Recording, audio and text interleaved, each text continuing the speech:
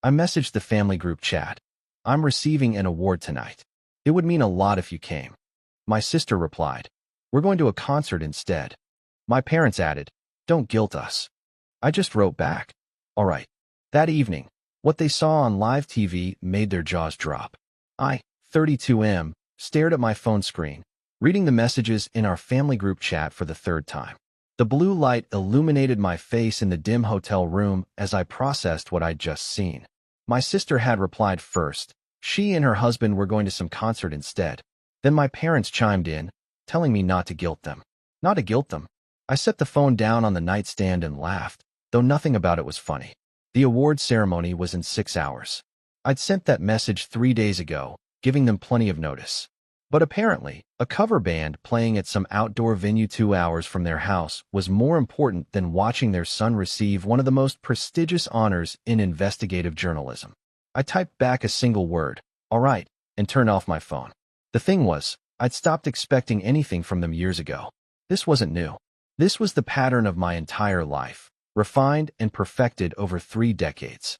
My sister had always been the golden child, and I'd always been the one who was just sort of there, occupying space, breathing their air, requiring their money for food and clothes and school supplies.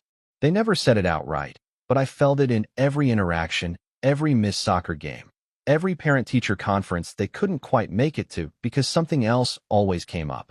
When I was 15, I placed first in the state science fair. My parents had promised they'd come to the award ceremony. I'd worked on that project for 8 months, barely sleeping, testing and retesting my hypothesis about water contamination in our town's older neighborhoods. The day of the ceremony, they called to say my sister had a dance recital that ran late. They'd try to make it if they could. They didn't make it. I stood on that stage, accepted my trophy, and scanned the audience for faces I knew wouldn't be there. That was the moment something hardened inside me. Not bitterness, exactly. More like clarity. I started documenting everything after that. Not obsessively, just methodically. I kept every report card, every certificate, every piece of evidence that I existed and achieved things. When I got a full scholarship to a prestigious university, I framed the letter. When I won my first journalism award at 24, I saved the newspaper clipping. Not for them, for me. Proof that I wasn't crazy, that I wasn't imagining the imbalance. My sister graduated with a communications degree she barely used. My parents threw her a massive party, invited everyone they knew, rented out a restaurant. When I graduated summa cum laude with a double major, they took me to dinner at a chain restaurant and spent most of it talking about my sister's new boyfriend. I smiled through the whole meal. I'd already learned not to expect anything different. The years rolled on. I moved across the country for work, chasing stories that mattered. I broke a major corruption scandal when I was 28 that led to 3 city officials resigning. My parents sent a text, proud of you. 3 words. My sister got engaged around the same time, and suddenly our family chat exploded with wedding planning details for 18 months straight. I was asked to be an usher, not a groomsman. I accepted without complaint. I dated, had relationships that fizzled out, mostly because I was married to my work. Journalism isn't a career that rewards work-life balance, especially not the kind I did. I spent weeks embedded in communities, investigating stories that people didn't want told. I slept in my car, ate gas station food, interviewed people who threatened me, and followed leads that sometimes went nowhere. But when they did go somewhere, when the truth finally came out, it felt like the only thing in my life that made sense. 3 months before that night, I'd broken the biggest story of my career. It started with a tip about a pharmaceutical company suppressing research on contaminated drug supplies. What I uncovered was bigger than I'd imagined. A network of corruption involving corporate executives, government regulators, and a cover-up that had potentially harmed thousands of patients. The investigation took 14 months. I worked with a team of researchers, lawyers, and whistleblowers who risked everything to help me. When the story finally published, it created shockwaves. Congressional hearings were announced.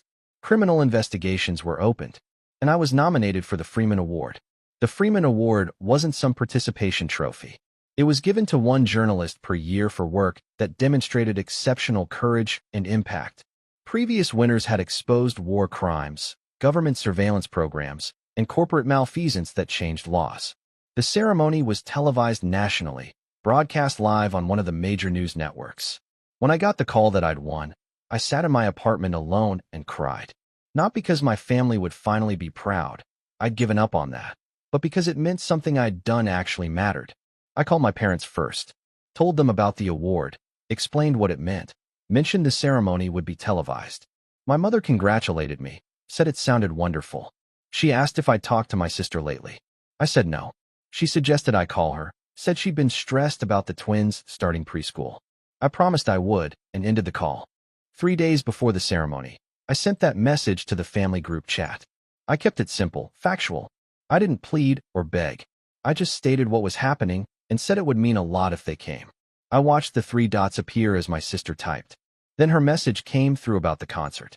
My parents added their response minutes later. Don't guilt us. Those 3 words unlocked something I'd kept carefully locked away. Not anger. I was past anger. Something colder. More calculated. I got up from the hotel bed and opened my laptop. I pulled up the email from the ceremony organizers and scanned through the details again. The event would be broadcast live starting at 8 p.m. Eastern.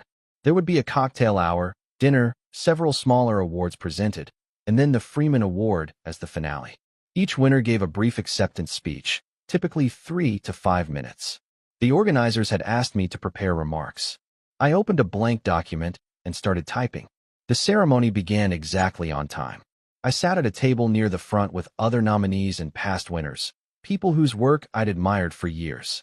The room was filled with journalists, editors, publishers, and industry leaders. Cameras were positioned throughout the venue, capturing every moment for the live broadcast. I barely touched my dinner.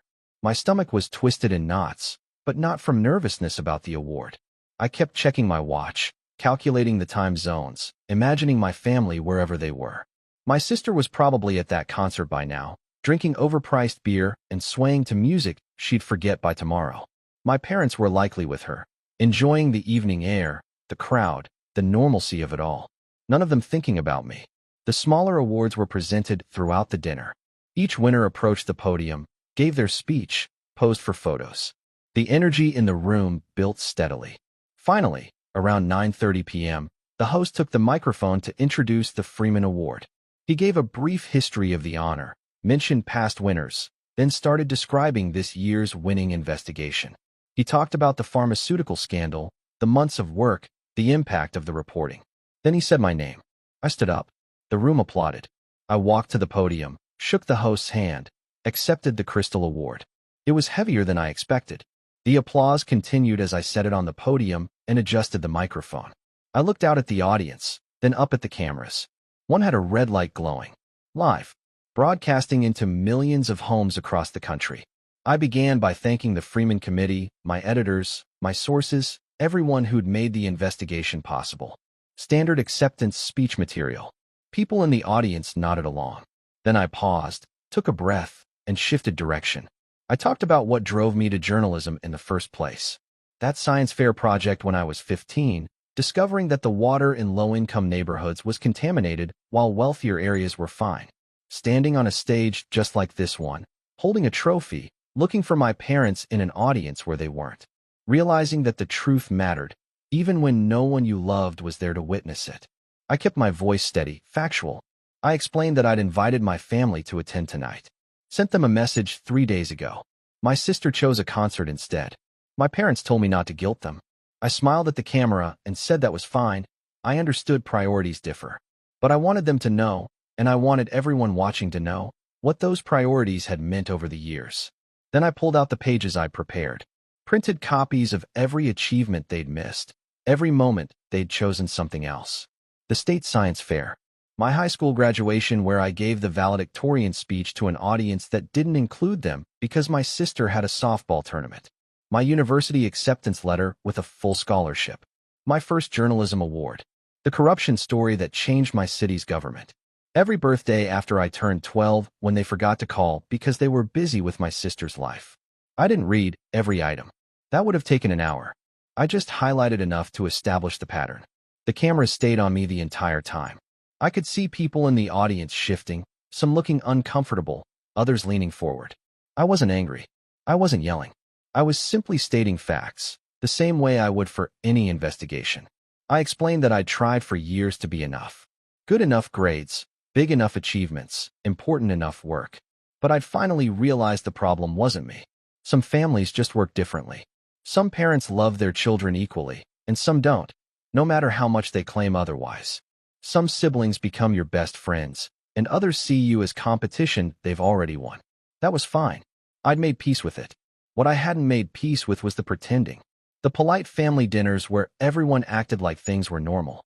The group chat messages about trivial things while my life's biggest moments passed unacknowledged. The guilt trips. Yes, I said that word deliberately, looking right at the camera, whenever I expressed any disappointment about being consistently deprioritized. So I was done pretending, done being quiet, done protecting their comfort at the expense of my truth. I held up the Freeman Award, this physical proof that my work mattered to someone, even if it didn't matter to them. I thanked the committee again. I thanked everyone who'd supported me throughout my career. And then I looked directly into the camera and said that my family was probably at a concert right now, and I genuinely hoped they were enjoying themselves, because this was the last time their absence would affect me at all. I walked off the stage to complete silence. Then someone started clapping. Then someone else. Within seconds, the entire room was on their feet. I made it back to my table, set the award down, and finally let myself breathe. My phone had been off since that afternoon. I turned it back on around midnight, after the ceremony ended, and I'd made it through the reception and back to my hotel room. The messages loaded slowly. Hundreds of them. The family group chat had exploded. My sister had sent the first message around 9:40 p.m.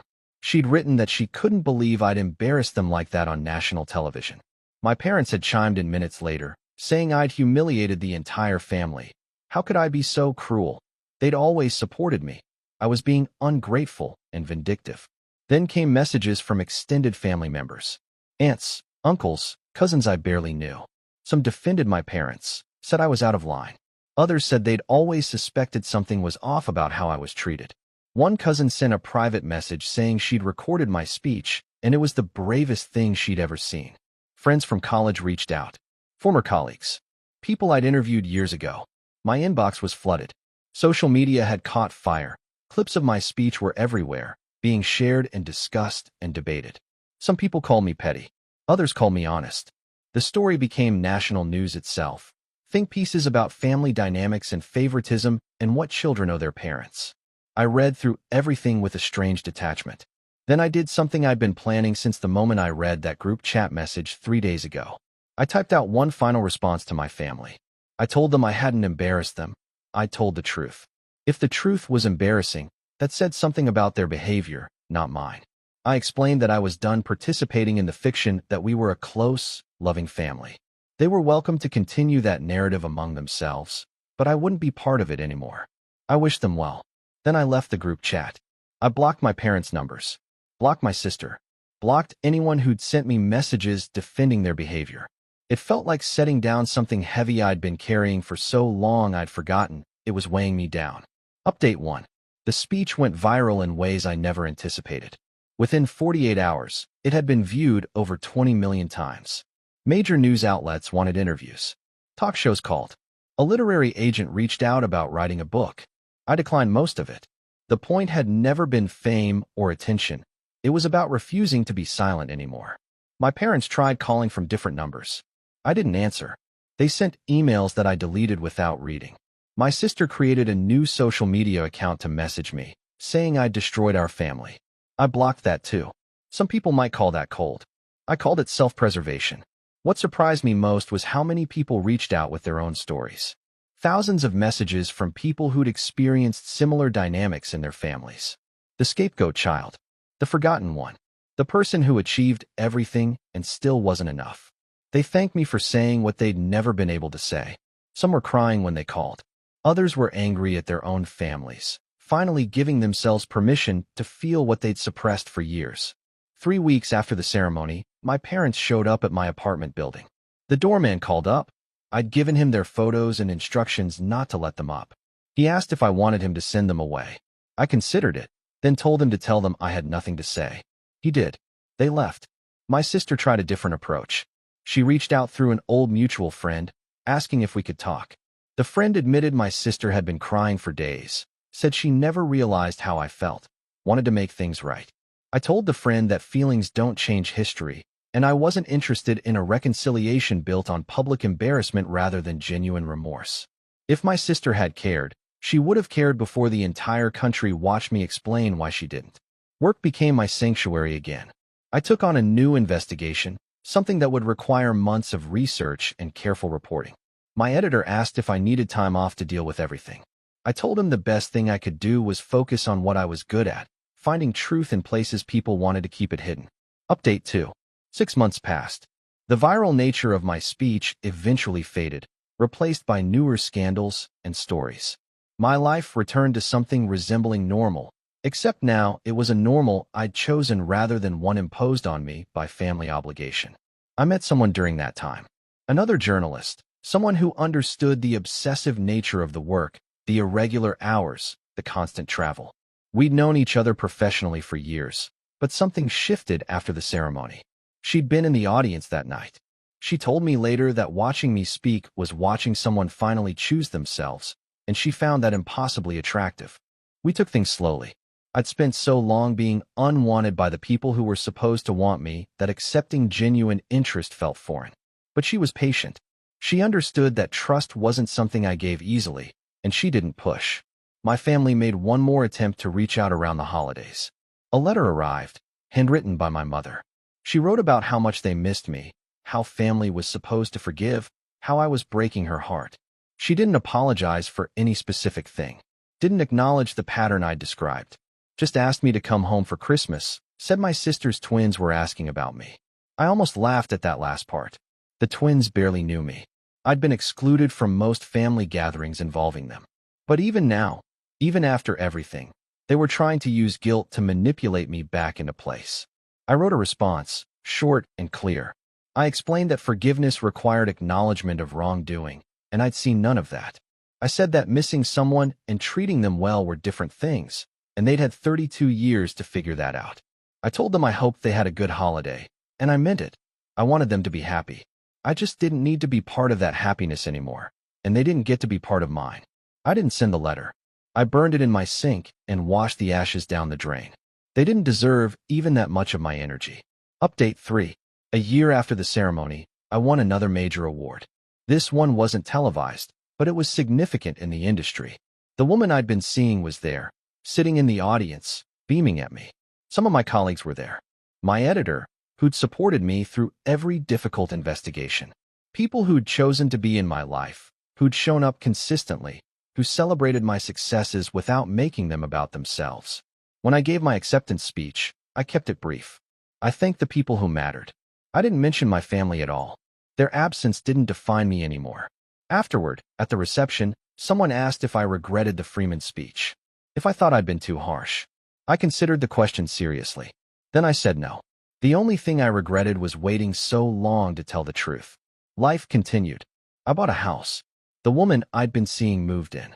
We adopted a dog, a scruffy mutt from a shelter who'd been overlooked by everyone else. We named him something ridiculous and loved him completely. I kept working on investigations that mattered, stories that changed things, truth that needed telling. My phone never rang with calls from my parents anymore. The group chat stayed silent on my end. I'd never rejoined. Social media showed me occasional glimpses of my sister's life through mutual connections, pictures of birthday parties and family gatherings I wasn't part of. It didn't hurt the way it once would have.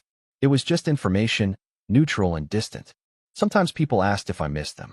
I told them the truth. I missed the idea of them. The parents and sister I'd wanted them to be.